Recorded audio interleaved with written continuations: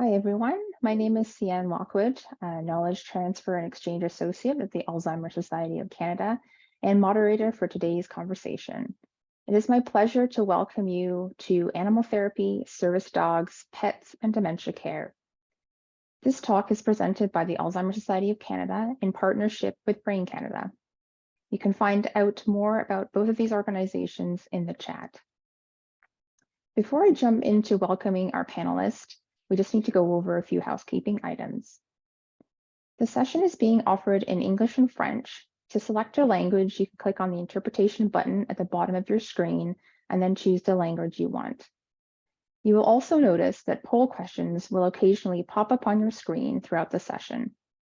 The poll answers help us understand if we're meeting your needs, so please do provide your feedback. This talk is being recorded and will be made available on the Alzheimer's Society website and YouTube channel early next week. Lastly, this is a conversation, so the chat is open and being moderated for conversation. If you have any questions for our panel, send them through the Q&A feature on your Zoom.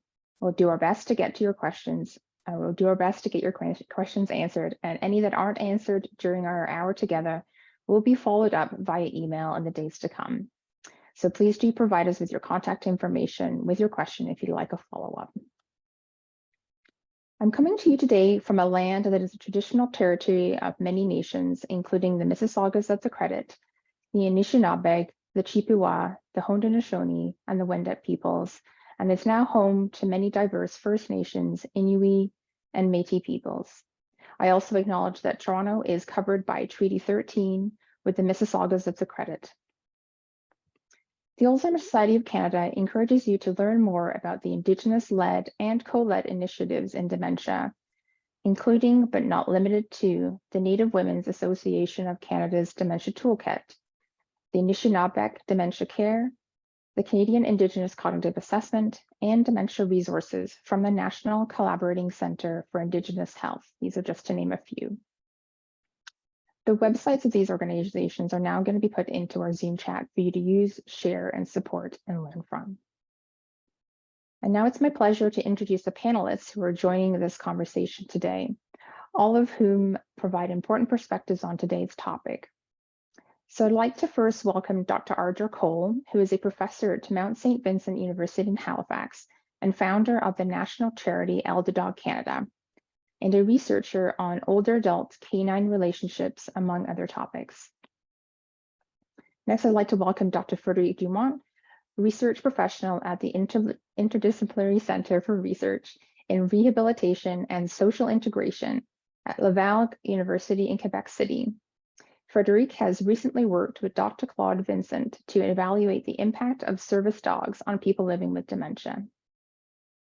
And also welcome to Tricia Halpenny, caregiver of a family member who is living with dementia and who is a dog owner.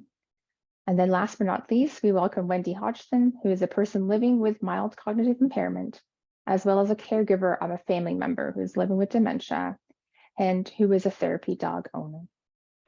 So thank you so much to all of you for joining us today.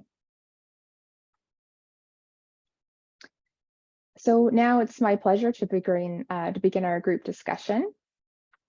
So first, to our researchers, could you tell us what research tells us about the potential benefits of having a pet at home, animal therapy, or service animals for people affected by dementia?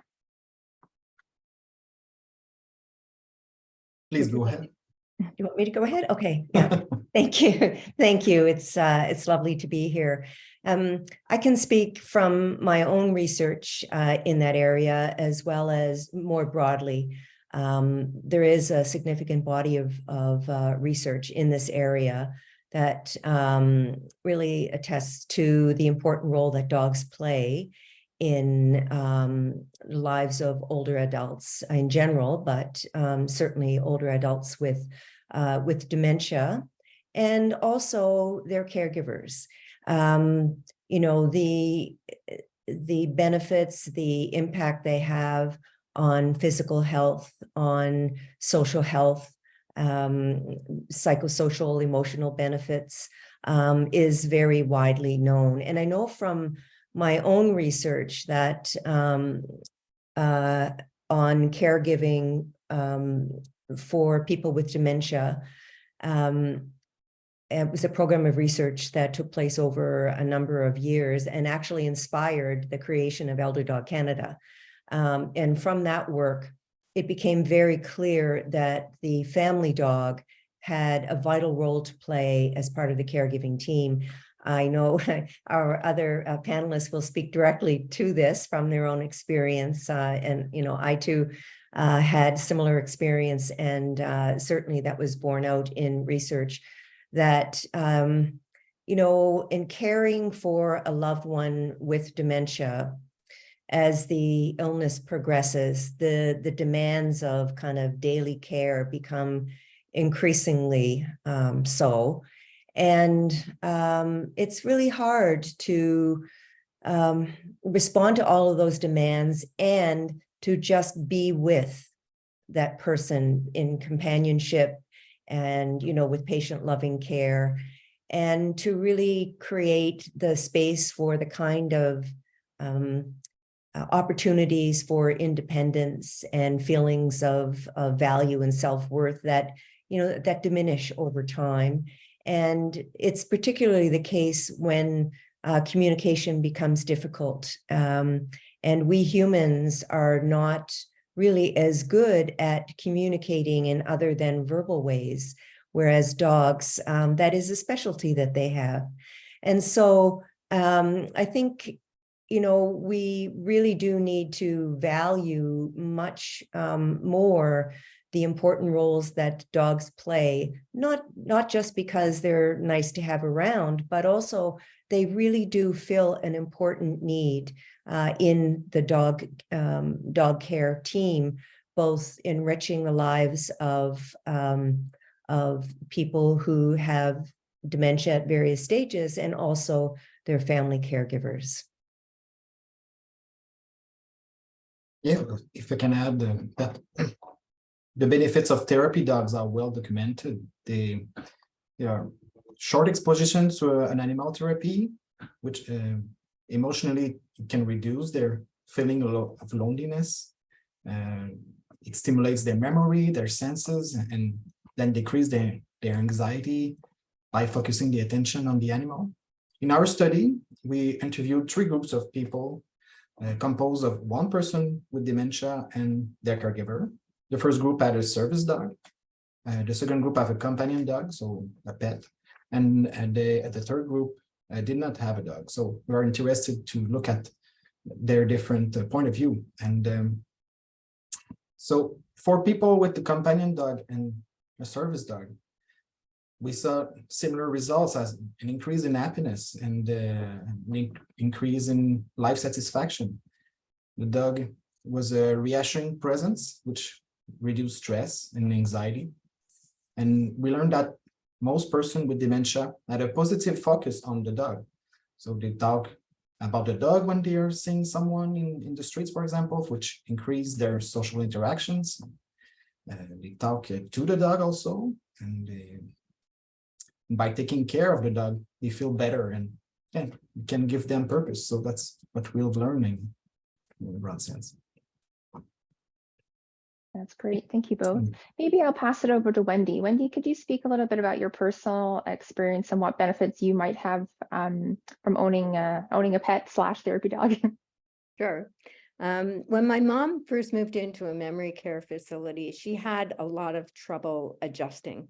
And every day when I go to visit, I'd track her down in the neighborhood coordinator's office because he always brought his dog to work with him. My mom has always been an animal lover, and that dog was an absolute blessing in easing her transition into long-term care. Then when I got my puppy, Piper, I always took her with me to see Mom. Piper would leap into Mom's lap and smother her with doggy kisses. She made us laugh with all of her antics. We'd walk outside or sometimes just walk together in the hallway with her. And I have countless pictures of the 2 of them that I take on my phone and send to my sisters. The really cool thing was that as Mom deteriorated and began to struggle with language, she couldn't carry on a conversation, but she'd still chatter away to Piper because it didn't matter if she made any sense. When Mom needed more care and I started touring long-term care facilities looking for a spot for her, I always asked if I'd be able to bring Piper in to visit Mom. One of the homes said no, they only allowed trained therapy dogs because they'd had some issues with family dogs coming in. Not taking Piper to visit Mom would have been an absolute deal breaker. So I decided to look into having Piper certified. They said they'd be being on the list for a St. John's therapy dog, St. John's ambulance therapy dog for months, and they weren't getting anywhere. I called and I couldn't believe how easy it was to have Piper certified. It was a matter of going to their headquarters. There were 9 or 10 other people there with dogs. They put us through a series of tasks to ensure that the dog wouldn't be easily startled, wasn't aggressive. They were comfortable around strangers, walkers, clattering canes, loud noises. Really, they were just looking for calm, well-behaved dogs who loved people. And Piper, of course, passed with flying colors, and we became a St. John's ambulance therapy dog team. Owning Piper has also been a blessing to me. I was diagnosed about 5 years ago with mild cognitive impairment, and I focused really heavily on lifestyle choices that can enhance cognition and slow down the progress. Piper really helps in a lot of different areas. She keeps me active because when I don't feel like getting out and walking, I have to take her. We go on long walks and hikes together, power walks to get exercise. Taking her to training classes has been really active, and it's great for keeping my brain healthy as well as hers because we're both learning new things. She's also helped with social. We live in a seniors community, and when we walk through the community, Piper has to run up and greet every single person and every single dog that she sees. So I've met lots of people, had wonderful conversations.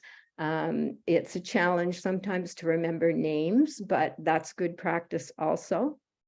And Piper's really become a therapy dog as much for me as she is for the residents in long-term care because of the companionship she gives me, the comfort, the reassurance, the laughter, and just unconditional love and acceptance. So she's been a real blessing to me as well.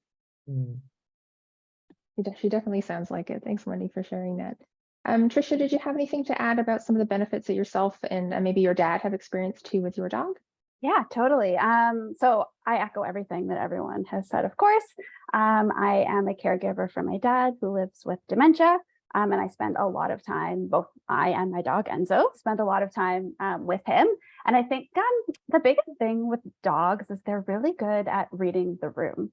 So when we go and visit, and if my dad is feeling really good that day, Enzo will bring him toys to get up and play. So it gets him up and moving. If he seems to be having a bad day, Enzo will jump right on the couch and put his head on his lap and lay next to him. And he always seems to know in ways that like I would never know. I mean, maybe after like an hour of spending time, I'll kind of know how he's feeling, but the dog just always seems to know. My parents also live in kind of I guess like a seniors community. And so when they watch Enzo for me, it brings on tons of conversation with the neighbors, and they always bring him out to the coffee shop, and people are always kind of stopping and chatting. So it really helps spark conversation, which is great for someone living with dementia who may not always get, especially that kind of external conversation with other people in the community. So yeah, he's been wonderful for that as well. That's great. Thank you for sharing.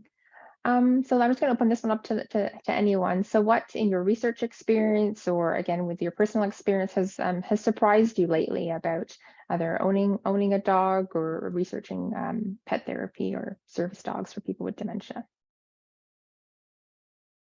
I would just like to pick up on that a little bit in relation to what Wendy was saying about, the first no she received when inquiring about long-term care. I mean, there is so much research to support and so much direct experience reports on how important it is for companion animals, we'll talk about dogs in particular, to be involved, to continue to be involved for people to have that companionship and ongoing relationship. There's just so many benefits all around, and yet the big surprise that continues is the lack of acknowledgement and access for people who have to leave their home and move into a residential facility and are not able to have that animal alongside them, who could be such an important part of their wellness and their care. And, it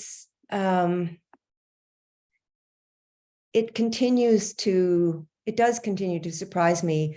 There's, not enough advocacy about that. I mean, I know from my work with ElderDog Canada, almost on a daily basis, we receive inquiries from people who are devastated because they have to move into care and they're not permitted to take their dog.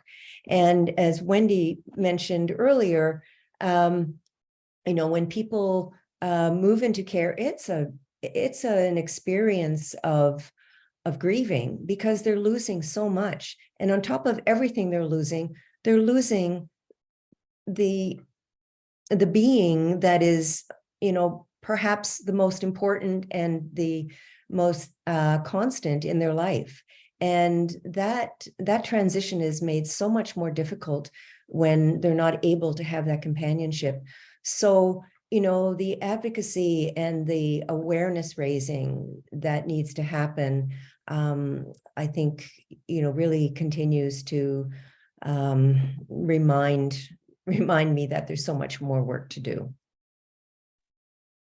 I agree, Ardra, and I saw your double take when I mentioned that the home didn't allow dogs. I think another thing that surprised me is we all know that dementia begins to rob people of meaningful human connection.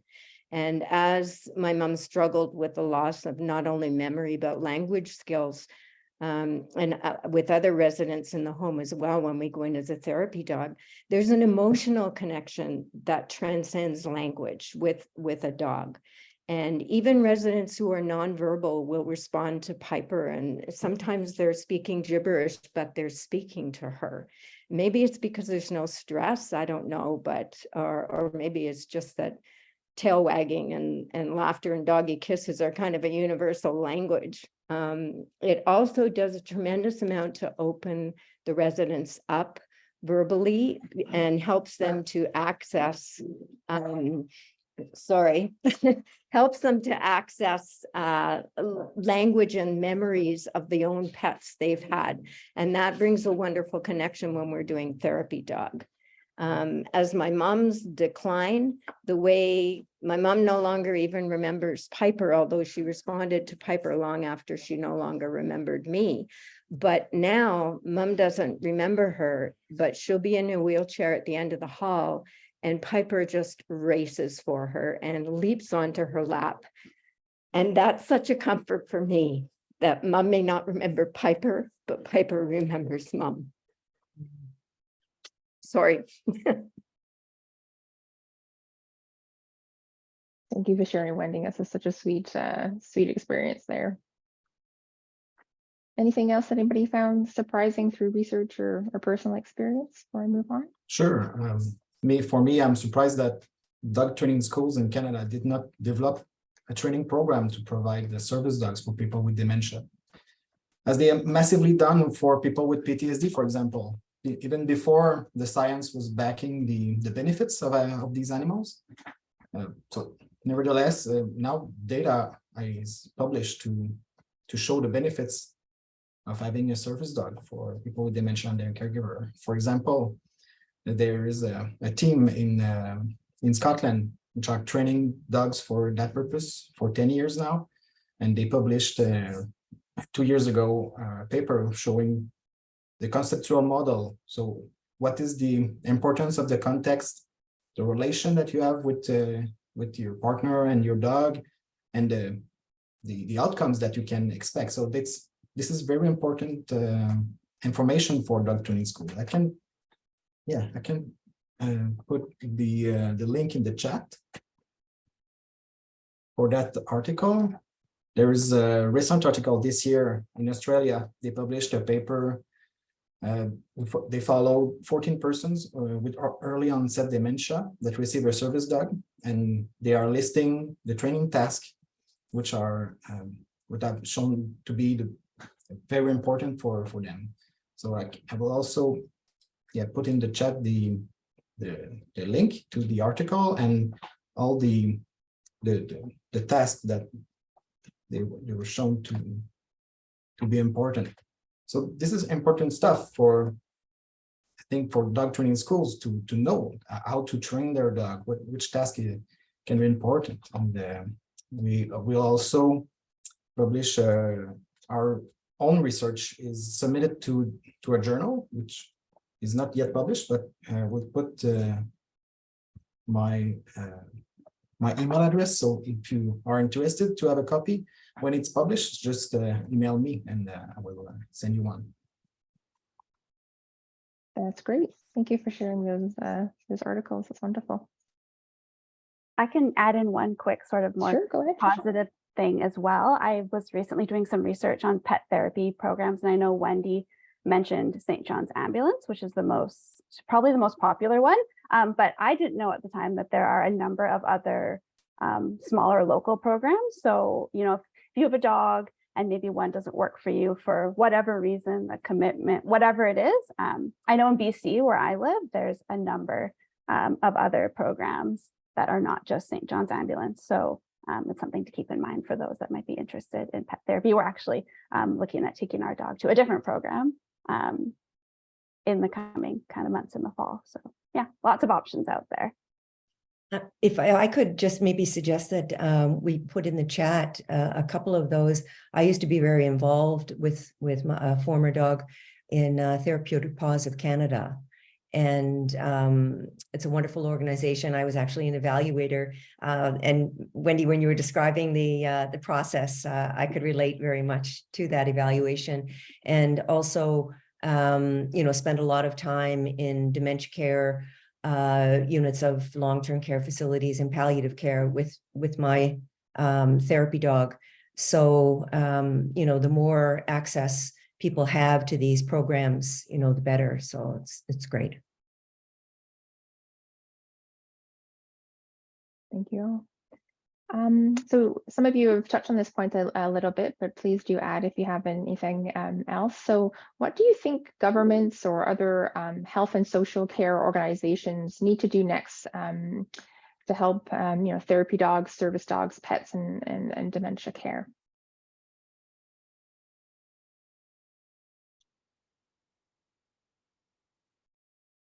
Well, I think when I looked online, I couldn't find much information about policies and guidelines. And I think it's important to have those readily accessible for people to find, because keeping both the animals and the people safe is obviously really essential. I think that care facilities can do a lot more in terms of requesting therapy animals. And I think a big thing is they should be encouraging staff and family to bring animals in to visit, to become certified, let them know how easy it is, because there are lots of people out there with dogs, and I didn't know that it was important to have Piper certified, or that it would cover me under their insurance. So I think long-term care facilities can play a role in publicizing things. I think they could also have pets in cages or tanks, because they can encourage residents to be involved in their care, and that can help with cognition as well. So there are lots of things that can still be done. And I have a quote from Companion Paws Canada, which says, medical studies have confirmed what we all know from experience. Spending time with an affectionate pet makes us feel better. In fact, contact with a compassionate animal can significantly improve mental and physical health, as well as reduce stress, depression, and anxiety. A pet can make a huge difference in your life. And I can't help thinking, if that's true for the general population, how much more true is it for those who are struggling with cognitive decline? Yeah, I couldn't agree more with Wendy's point about the lack of information about policy. When a family member is beginning that very difficult, arduous task of looking for a facility when it comes time, for a variety of reasons, going online and trying to find policies regarding either visiting animals or live-in animals, it's very, very difficult. I did some research on that as part of my a larger project in which I'm working with a long-term care facility to figure out ways of enhancing the presence of dogs as resident canines, and what that would take, what that would mean. And, part of that background work was, looking at the care facilities, through an online kind of review, and trying to find out, what policies were around either pet visitation or pet residency. Was very, very difficult. So it is important. It's an important part of what people need to know in order to make decisions about where they're going to, where their loved one is going to be, or where they themselves are planning to be in future if they're planning ahead.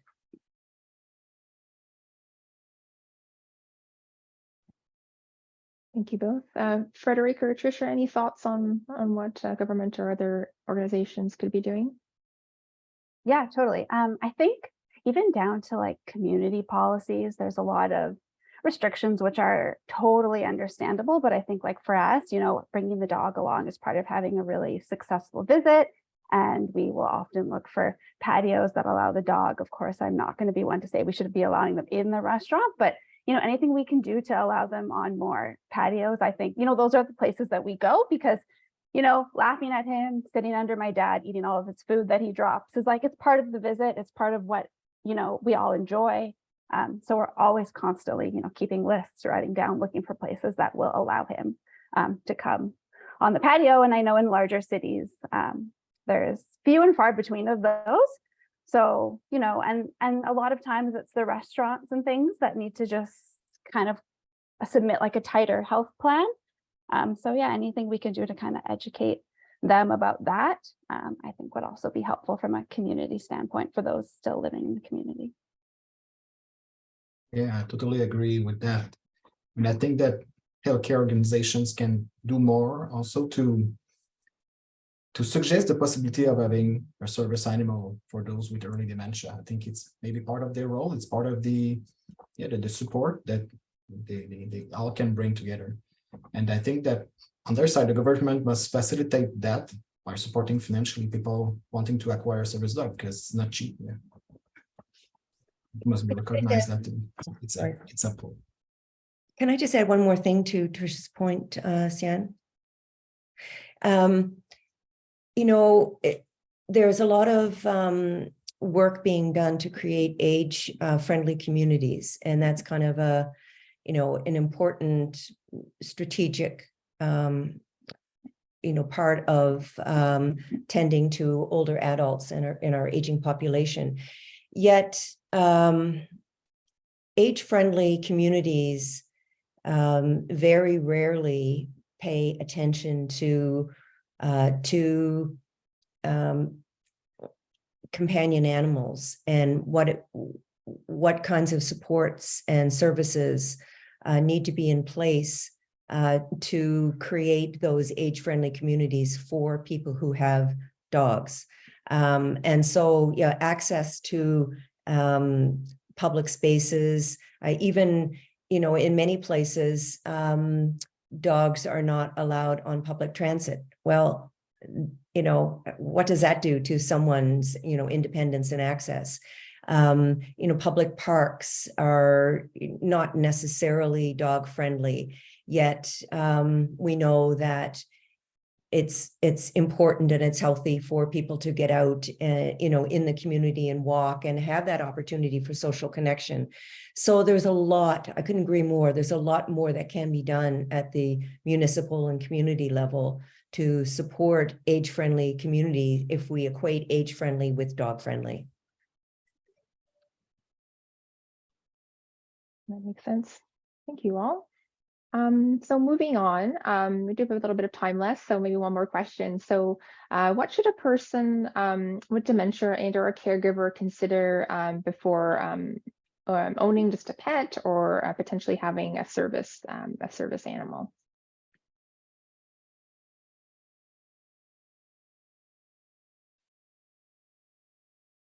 Maybe one of our research. Oh, Wendy, go ahead. I think the most important question to ask yourself is, do you love animals? Because you are taking on the responsibility for a life. You have to be willing to care for them. They're a lot of work. Dogs need your love and your time. I got Piper when I was 65, and I swore I would never again go through the puppy phase because it takes so much energy. But at the same time, taking her to training classes made her into a better companion. It was positive for both of us. Ask yourself, are you willing to be a caregiver? Do you have the energy? Even caged pets need water, food, cleaning. And also realize that you're only going to get out of an animal what you put into them, the time, the energy, the love, and the play. And we can't forget about the financial aspect. Dogs are not cheap. There's vet bills, food bills, equipment, training classes, which are such a good investment. Piper has turned out to have allergies, and that's been a rather expensive proposition. She also eats everything she can get her teeth on. So we've had emergency after hours vet clinic visits for activated charcoal to induce vomiting. Not fun for either of us. But the rewards that she has brought are just love and laughter beyond measure. And despite her flaws, I wouldn't change a thing about her. Thanks, Wendy. Anything else to add on what people might consider before getting a pet? I guess the big thing, of course, is allergies. I think there's a lot of hypoallergenic breeds out there, and I have one as well, but they're not hypoallergenic for everybody that has allergies. So I think taking time to kind of look into the breed that you're interested in, see if it's a good fit for you, see what its athletic needs are, things like that. I think there's tons of different breeds of dogs as well. There's cats and things, and you can probably find something that suits you, but just kind of keep in mind allergies. And the other thing is, if a pet doesn't suit you, there's still so many opportunities if ability allows to volunteer with things like the SPCA, feed the dogs there, whatever, depending on, ability to get there and things like that. But there is things out there that you can still spend time with animals, even if ownership is not, will not work out for you.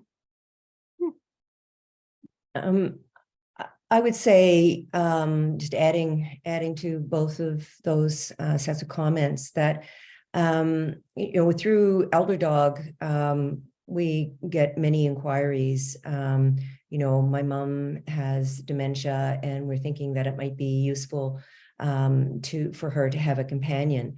And absolutely, for all the reasons we've talked about. However, it's also important, to remember that a dog is not a tool. A dog, requires all the kinds of care that have just been mentioned. And so if someone is thinking about bringing a dog into a home as a companion for someone with dementia, I think the most important thing to be thinking about over the longer term is support, having someone to support that relationship, because maybe the capacity to care is going to diminish over time, yet the dog's needs are still paramount. And so, we often hear of people who are, who have dementia, have a dog at home, and are having trouble remembering whether, oh, did I feed the dog? And of course, the dog's not going to say, oh, no, I'm fine. You gave me my breakfast already. So there's a challenge with overfeeding, and making sure the dog is able to get out for proper exercise. And so I would say that acknowledging the dog's needs and being able to provide some support over the longer term as it is needed would be a really important consideration. And of course, ElderDog is there for that. Yes, so there's not much else to add to that. So we talked about that for service dog, there is some higher acquisition cost, for example, which has to be considered, and to better, enjoy the benefits of a service dog, maybe you must consider the stage of the dementia. It's for sure better to have it as soon as possible, to also share the burden of the maintenance of the service animal and the cleaning the house and everything. And it gives also more time with the dog before, you have to think about the future. Okay, what will be the transition to a long-term care facility? So I think it's the point that I had to add to the conversation. That's great. Thank you. So that all makes sense. Lots of advice there for decision making. I'm going to move us on to the Q&A panel. And one person did ask about whether there's any kind of resource, sort of like a decision making chart or tree that would help. I don't know if anybody has seen something like that, whether it's for a person with dementia or caregiver or just the general public, sort of how, some advice to something that's written down, like a checklist of things that you would use to help choose a pet. Has anybody seen anything like that? No. I think probably compiling a checklist based on what we've just been talking about. Yeah, really we need to create one. Yeah. Okay, great. And then sort of a slightly different topic, but still related to a question about whether there's been any research or you've read anything or had any experience with research that shows the difference, if any, between the benefits of having a live dog versus a robotic animal. Because I know the robotic animals have become quite popular in the last few years for people, especially in long-term care. There's a resident in my mom's long-term care home, and for the past 2 years since she moved in, I have never seen her without Rosie. And Rosie is one of those mechanical dogs that responds to movement, responds to voice, wags its tail, barks. This resident really thinks that Rosie is real, and she can't understand why Rosie doesn't want to play with Piper when she puts her on the floor with Piper. Piper loves Rosie, actually, because Rosie is usually covered in food, but Helga enjoys both Piper and Rosie. I've never seen anything like it. She truly thinks that is her dog and her dog is alive, and I have never seen her without Rosie under her arm or in her lap.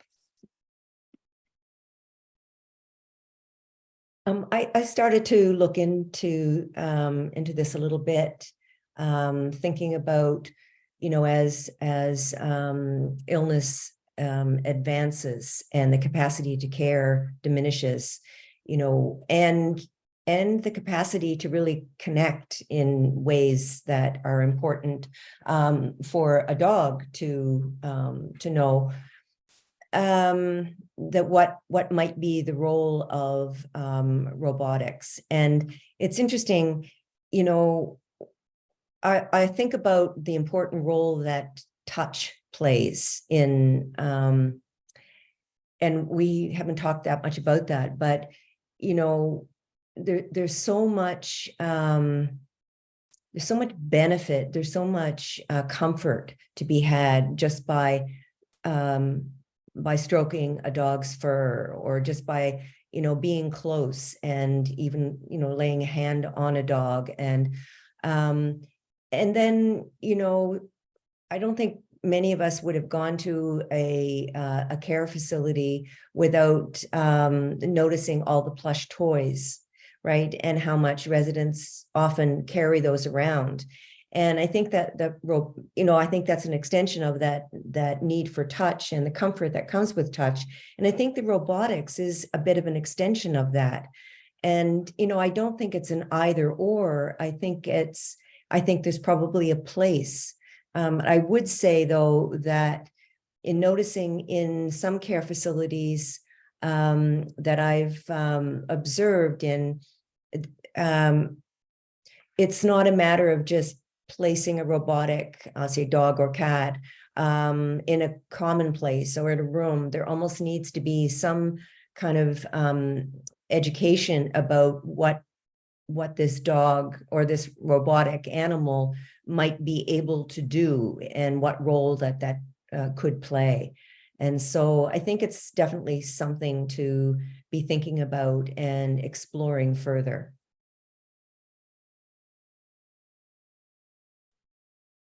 Thank you for that. One of the other questions we've received here is whether anyone's aware of a company that may offer pet therapy in a community home. So not long-term care, but maybe some of the sort of assisted living or larger community homes in the community.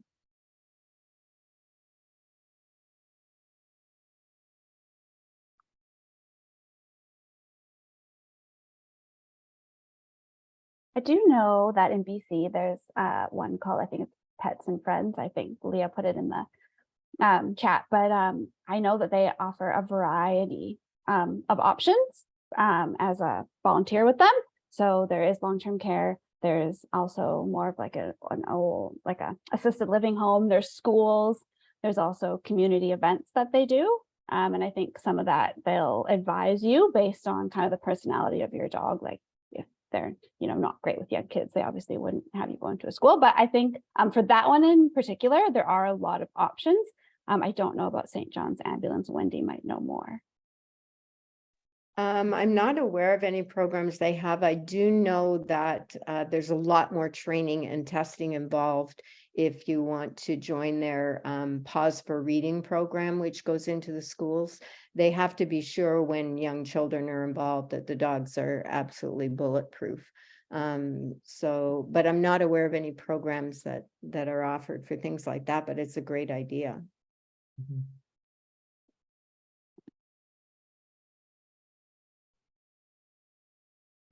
One other question about certification. So Wendy, you mentioned that it seemed quite easy for you to get through with Piper with certification. I don't know if the researchers have any experience around that too, or you can talk a little bit more, Wendy, about kind of that process of getting your dog certified to be a therapy pet. Yeah, they hold regular every few months testing sessions, and you can tell almost in the first 10 minutes which dogs are going to pass and which ones are not going to become therapy dogs. They're very careful about who they certify, because when you're certified, you're also covered under their insurance. And there's a mentoring process as well, which is great. So before I went into the home on my own, of course, Piper had been there all the time anyway, but I job shadowed another therapy dog handler, and then she came and shadowed Piper and I before I was sort of released into the wild on my own. So it's a really good organization. I'm not familiar with any others because that one's really prominent in Guelph, and they do a great job. I mean, it's very similar for the program that I was involved in, the Therapeutic Pause of Canada, almost identical process. And if someone is thinking about the possibility and wanting to know whether, you know, their dog would pass, the other thing I would say is that it's not just a focus on the dog, it's a focus on the team. And, you know, because you're at the other end of the leash. And so that dog is reading you all the time as well.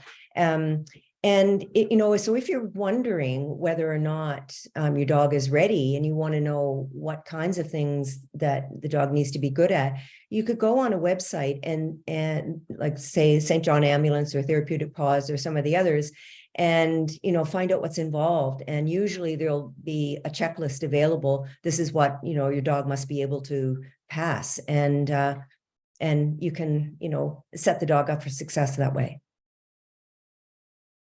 Yeah, The other for- thing to, oh, Oh, sorry, go ahead. No, you can go. Tricia. Oh, I Okay. was just going to quickly say that a lot of times if they test the handler with the dog. So if you want, let's say a spouse or another handler, they would have to be tested separately with the dog. So just adding that in for those that are interested. Yeah, and for the certification of service dogs, the problem is that it depends on the law of each province. And they are not, some provinces are, in advance, like British Columbia have a great certification process, and in other provinces it's like you must, those who know better, maybe that you can contact doctoring schools that can inform you about the certification that is needed or accepted in your province. That's what I recommend.